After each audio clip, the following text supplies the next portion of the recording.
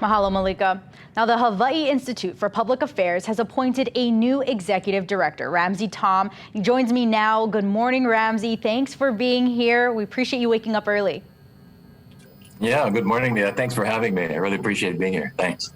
And so you are managing the Institute's upcoming policy project. So I guess let's start there. What are the top policy issues of 2022?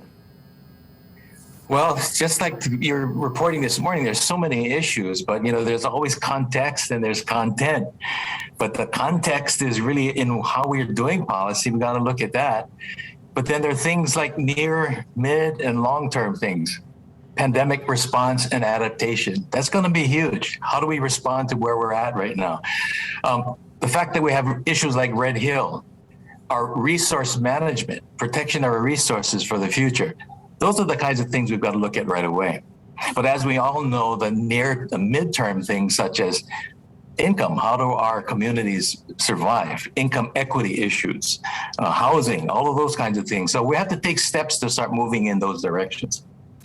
Long term, we've got resiliency and response and recovery, the things that we have to be concerned about as well. So we're going to have a lot of work to do.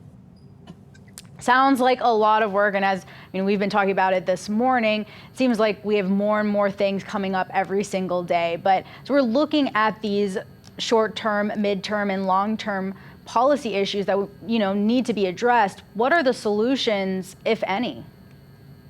Well, the biggest thing I'd like to say is policy doesn't write itself.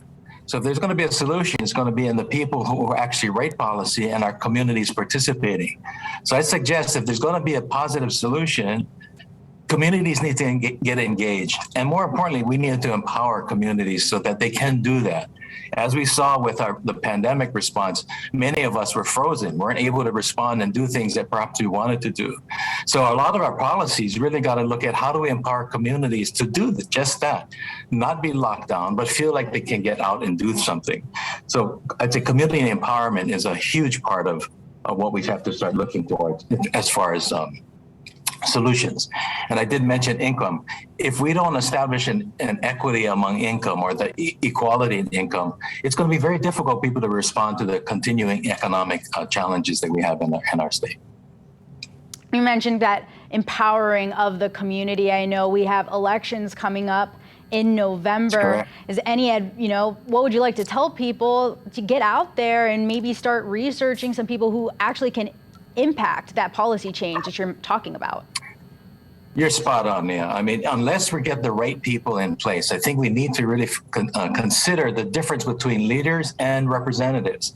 For some reason, we've elected representatives who we presume to be leading us. So I think there's a distinction. What do we need? Do we need leaders or do we just need good representatives? I think we need both. And the fact that everyone is going to be now up for election, reapportionment is causing people to really question who's going to represent me? What are the issues going to be? So I go back to point number 2, community engagement and empowerment. People need to get involved. People need to vote. If they don't actually run, they should support people who they believe can represent them best.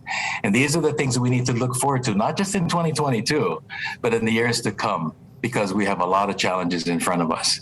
Small business really needs to be supported as far as one of the big areas, I think. Many of our small businesses, if didn't close, were severely impacted. Many of them are trying to help their communities. We need to help them help us. And so it's a myriad of activity, a myriad of policy needs, but it comes back to community. We have to republic the republic. We need to get the public back into the process and not just allow special interest groups to drive policy. So I'm encouraged, and I hope people are too. I really like that point you just gave there between somebody who represents and who just represents versus somebody who actually leads. I think that gives everybody something to think about this morning and throughout the year as they're maybe looking at who they might vote for come November. Before I let you go, any other thoughts about the public policy making process or expectations you have for this new year and in your new role? Well, we can't do it. No man's an island. We all have to work together. And I'm going to borrow from a man named Richard Rohr, where he said something to the effect that we don't think ourselves into new ways of behaving, but essentially we act ourselves into new ways of thinking. And I think as a think tank, our organization needs to do more acting or get policy that is more actionable. And I would like to encourage others to do the same. We've gotten to the point where we really need to get into action and not just more talking and just thinking about acting. So if there's anything that we can encourage people to do is to take action and not wait. Be more proactive and less reactive. Well, thank you so much, Ramsey, for joining us today. As we all just heard him say, time to take action. Well, let's make 2022 a year of action. Thanks, Ramsey. You're welcome. Aloha. Have a great one. It's 6:53 now. We will have that full interview on our website later on this morning, KITV.com. We head into break. We'll be back with your latest headlines coming up.